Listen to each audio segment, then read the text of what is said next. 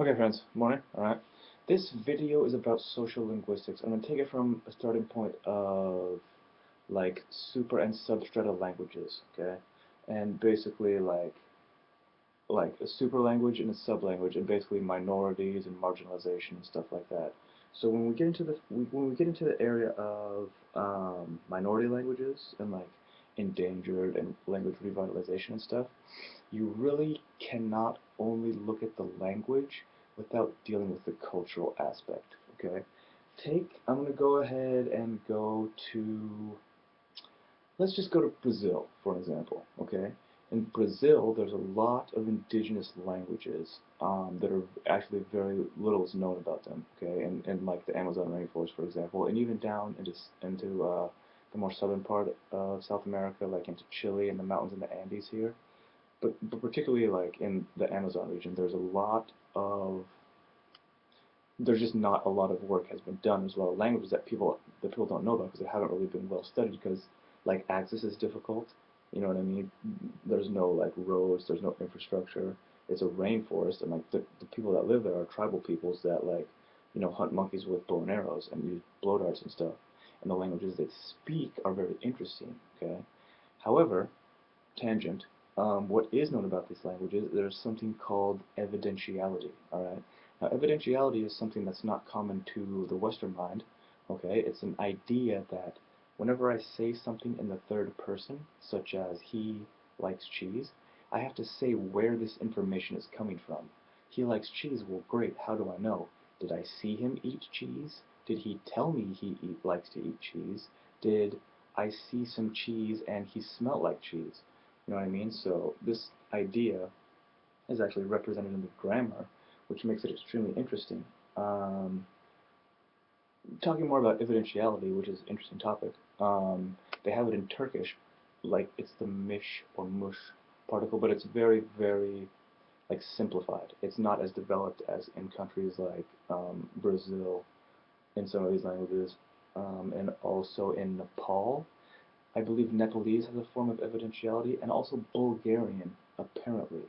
See, English we say apparently, but in other languages, everything you say in the third person, or that you're not sure about, you use it for yourself or other people, like you say if you're not sure, or if you heard this from someone else, or it's called evidentiality, alright?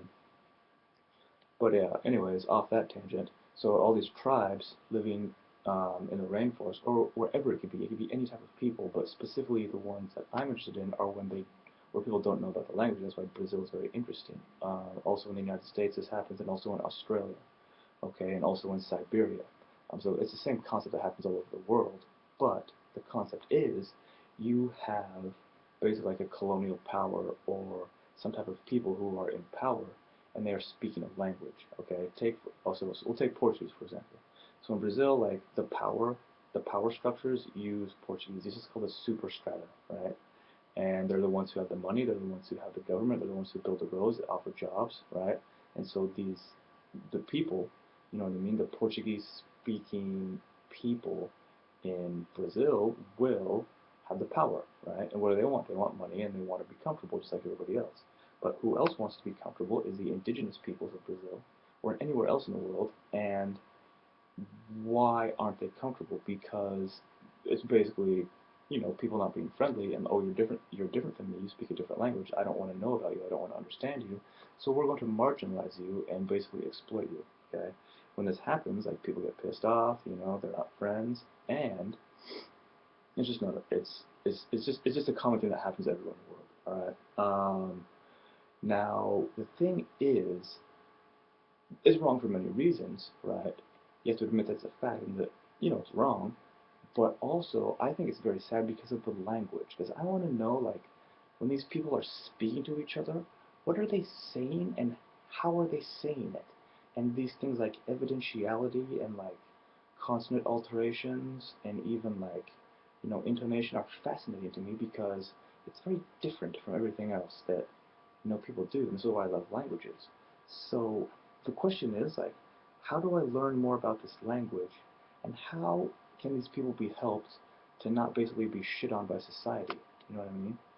And so this is a complex question that really involves more thought, and it involves looking at some of the the aspects that go into how these people are being marginalized. All right, and you have to look at many, many different things, such as government, such as economics, such as policy, like a top-down approach. You also have to look at the attitude of the people on the street, which is a bottom-up approach. And in order to really like get a holistic view, you have to incorporate those things, a top-down approach and a bottom-up approach, also focusing on what goals you want to accomplish, such as maybe writing a dictionary or making a grammar for documentation, and also publishing some type of learning materials for language revitalization, like making a book, like building a school, you know what I mean? Those are the kind of things that need to be done,